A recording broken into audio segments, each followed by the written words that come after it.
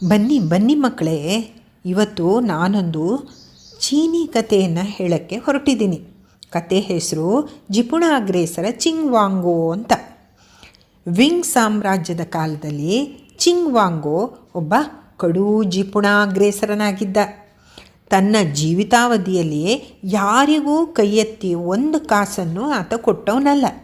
ಬೇರೆ ವಿಷಯ ಬಿಡಿ, ಉಣ್ಣೋದ್ರಲ್ಲಿ ಉಡೋದ್ರಲ್ಲಿ ಜಿಪುಣತನ ತೋರಿಸಿ ಸಾಕಷ್ಟು ಸಂಪತ್ತನ್ನು ಗಳಿಸಿದ್ದ.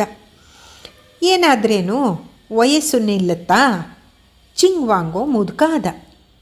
ಚಿಂಗ್ವಾಂಗೋಗೆ ಮುಪ್ಪು ಬಂದು ಆತ ಹಾಸಿಗೆಯನ್ನು ಹಿಡಿತಾನೆ.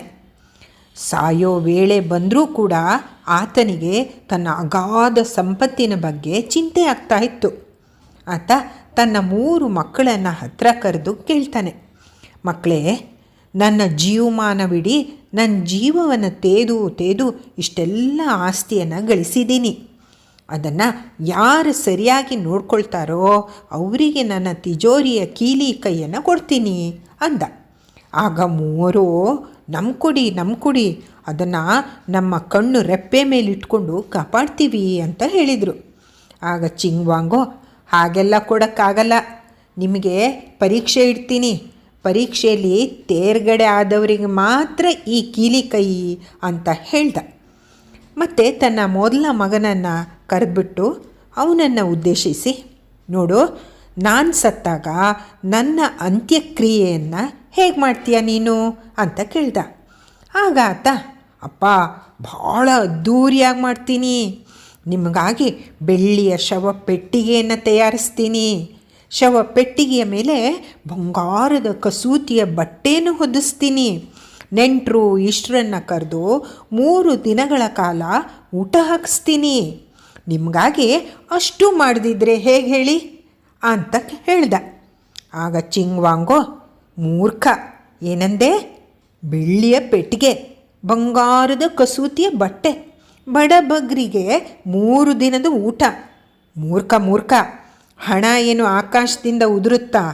ಅಪ್ಪ ದುಡ್ಡು ಮಾಡಿಟ್ರೆ ಖರ್ಚು ಮಾಡಿದೆ ಏನು? ನೀನು ನನ್ನ ಮಗನೇ ಅಲ್ಲ ಅನ್ನೋ ಸಂಶಯ ಬರ್ತಾ ಇದೆ ನನಗೆ. ನಡಿ, ನಿನಗೆ ಕೀಲಿ ಕೈ ಕೊಡಲ್ಲ ಅಂತ ಸಿಡುಕಿದ. ಆಗ 2ನೇ ಮಗ ಆತುರಾಗಿ ಹೇಳ್ತಾನೆ, ಅಪ್ಪ, ಅಣ್ಣಂದು ದುಂದು ಸ್ವಭಾವ, ನಾನು ಹಾಗೆಲ್ಲ ಖಂಡಿತ ಮಾಡಲ್ಲ.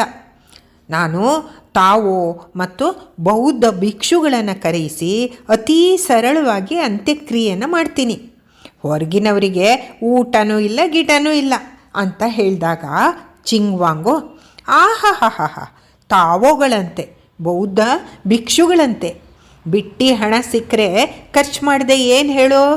ಅವ್ರು ಎಷ್ಟು ಊಟ ಮಾಡ್ತಾರೆ ಅಂತ ಗೊತ್ತಿದೆಯಾ ನಿಮಗೆ? ಹೊಟ್ಟೆ ಬಾಕ್ರು ಅವರು, ದಕ್ಷಿಣೆ ಬೇರೆ ಕೇಳ್ತಾರೆ. ಅದೆಲ್ಲ ಆಗಲ್ಲ. ಕೀಲಿ ಕೈ ನಿಂಗೆ ಕೊಟ್ಟರೆ ನಾನು ಕಷ್ಟಪಟ್ಟು ದುಡಿದ ಹಣವನ್ನು 2 ದಿನಗಳಲ್ಲಿ ಉಡಾಯಿಸಿ ಬಿಡ್ತೀಯಾ ನೀನು, ಅಷ್ಟೇ. ಸರಿ, ನಿನ್ನ ತಮ್ಮ ಏನು ಮಾಡ್ತಾನೆ ನೋಡೋಣ ಅಂತ ಕಿರಿ ಮಗನನ್ನು ಕೇಳ್ತಾನೆ.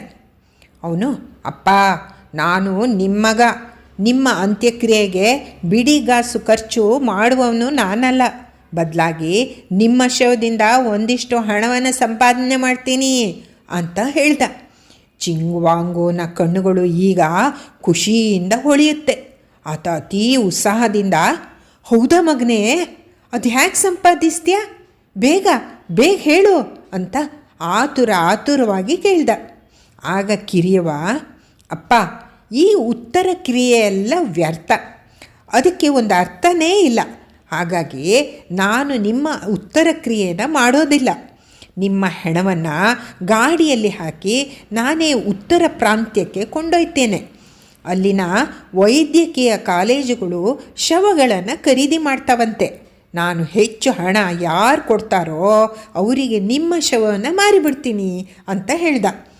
ಆಗ ಉಳಿದ 2, ಏನು ಅಂತ ಮಾತಾಡ್ತೀಯೋ? ಯಾರಾದರೂ ಶವವನ್ನು ಹಣಕ್ಕಾಗಿ ಮಾರ್ತಾರಾ? ನಾವೇನು ಉತ್ತರ ಕ್ರಿಯೆ ಮಾಡದೇ ಇರುವಷ್ಟು ನಿರ್ಗತಿಕರೇ? ಅಪ್ಪ, ನೋಡಿಯಲ್ಲಿ ಹೇಗೆ ಮಾತಾಡ್ತಾ ಇದ್ದಾನೆ ಅಂತ ಎಗರಾಡ್ತಾರೆ.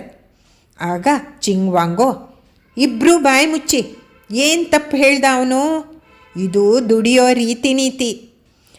ಆದರೆ ಮಗನೇ, ಉತ್ತರ ಪ್ರಾಂತ್ಯದ ಜನರು ಮೋಸಗಾರರು, ಕಪಟಿಗಳು. ಆಮೇಲೆ ಕೊಡ್ತೀವಿ ಅಂತ ಕೊನೆಗೆ ಕೈಗೆ ಚಿಪ್ ಕೊಡ್ತಾರೆ. ಹಾಗಾಗಿ ನನ್ನ ಹೆಣವನ್ನು ದಕ್ಷಿಣ ಪ್ರಾಂತ್ಯದವರಿಗೆ ಕೊಡು, ಅವರು ಕೈ ತುಂಬ ನಗದು ಹಣ ಕೊಡ್ತಾರೆ. ಈಗ ನನಗೆ ನಿನ್ನ ಮೇಲೆ ಭರವಸೆ ಹುಟ್ಟಿತು.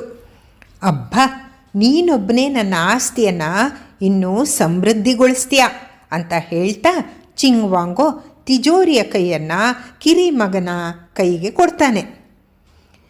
ಮಕ್ಕಳೇ, ಕಥೆಯನ್ನು ಕೇಳಿದ್ರಲ್ಲ, ಏನು ಗೊತ್ತಾಯಿತು ನಿಮಗೆ? ಜಿಪುಣತನದ ತಂದೆ ಮಕ್ಕಳಿಗೆ ಜಿಪುಣತನವನ್ನಲ್ಲದೆ ಇನ್ನೇನನ್ನು ಕಲಿಸೋಕ್ಕೆ ಸಾಧ್ಯ ಅಲ್ವಾ?